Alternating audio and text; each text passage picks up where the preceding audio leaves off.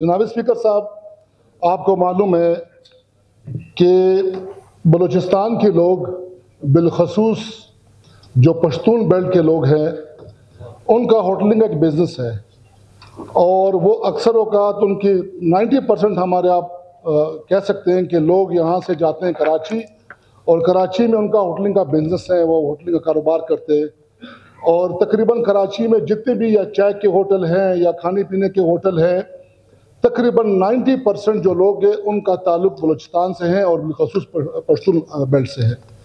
जनाब स्पीकर साहब, Pakistan peoples party एक बहुत बड़ी सियासी पार्टी है और जमहूरियत के लिए बड़ी कुर्बानी उन्हें दी है और इस पाकिस्तान पीपल्स पार्टी में हर तरह के लोग हैं, बलोच भी है, सिंधी भी है, पठान भी है, सराइकी भी है, हर तबका के लोग हैं। हत्ता कि बलूचिस्तान में जो भी हुकूमत चल रही है ये पाकिस्तान पीपल्स पार्टी की हुकूमत है। जनाब स्पीकर साहब, अफसोस इस बात का है कि चंद अरसों से ये देखने में आ रहा है कि उन कराची में जो पश्तून लोग वहाँ होटलिंग का बिजनेस कर रहे हैं उनके होटल को सील किया जा रहा है, उनको ज़दोकोफ किया जा रहा है, उनको गिरफ्तार किया जा रहा है। दूसरी साइड पे अगर तिजारत की बात की जाए तो वहाँ पे जो तारिक रोड पे हम आए यहाँ सोशल मीडिया पे देखते हैं वहाँ के लोग पठान कारोबारी आज़ाद हमसे रब्ता करते हैं, आया रोज़ उनके गोदामों पे छापे होते हैं, उनके कपड़े उठा के ले जाते हैं, थान उठा के ले जाते हैं कि जी ये एंटी स्मगलिंग का माल है। अब सवाल ये है कि ये स्मगलिंग कहाँ से आई है? यानी आप चमन बॉर्डर या नोशकी बॉर्डर से यहाँ से माल रवाना होता है, कराची तारिक रोड पहुँच जाता है, फिर जाकर कस्टम एहलकार को होश आता है कि ये जो स्मगलिंग का माल है, ये इतना रास्ता इनको फैसिलिटेट किसने किया है और क्या उनके पास कोई प्रूफ है कि ये कस्टम का है या एंटी स्मगलिंग का है? तो जनाब स्पीकर साहब, रात के 2 बजे 3 बजे इन गोदामों को ताला तोड़ा जाता है, इन गोदामों को सामान निकाला जाता है, फिर लोड किया जाता है, फिर फायर होता है। तो जनाब स्पीकर साहब, ये तहफ़्फ़ुज़ इनको कौन देगा?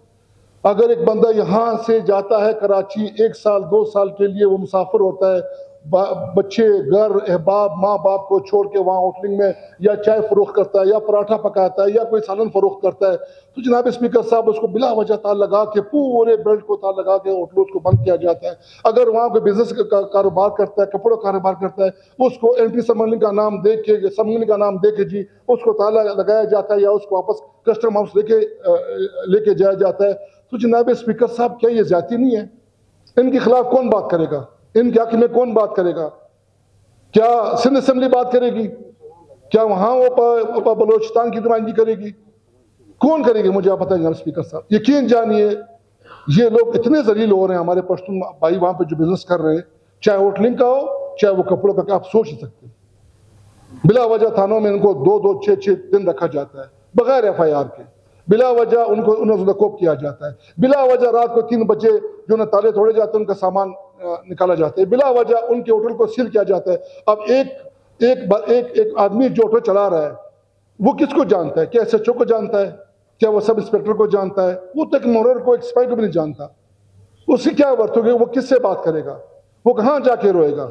वो क्या करेगा जनाब स्पीकर साहब? तो जनाब स्पीकर साहब, यहाँ पीपल्स पार्टी के हमारे दोस्त बैठे हुए, संजीदा दोस्त बैठे हुए, हमारे इनसे रिक्वेस्ट है, बिलखसूस सादिक उमानी साहब से, सरफराज बुगटी साहब से, सीम साहब तो नहीं यहाँ पे, सादिक उमानी साहब बैठे हुए, इनसे हमारी रिक्वेस्ट है कि काइंडली आप सिंध हुकूमत से बात करें, इनके वफ्द को बुला लें, उनको सुन लें आप, चाहे होटलिंग का वफ्द हो चाहे वो तारिक रोड पे ताजरान का वफ्द हो, उनको कौन सुनेगा? अली हसन जरी साहब बैठे हुए, इनसे रिक्वेस्ट हम करते हैं कि आप सदर ज़रदारी साहब के साथ 1 to 1 है, आप सिंध गवर्नमेंट के साथ 1 to 1 है, अली मदद साहब बैठे हुए और हमारे दोस्त बैठे हुए कि खुदारा ये अगर हमारे भाई हैं, आपके भाई हैं, अगर ये हमारे बच्चे आपके बच्चे, क्या कहाँ जाए जनाब स्पीकर साहब? यहाँ पे ना कोई फैक्ट्री है।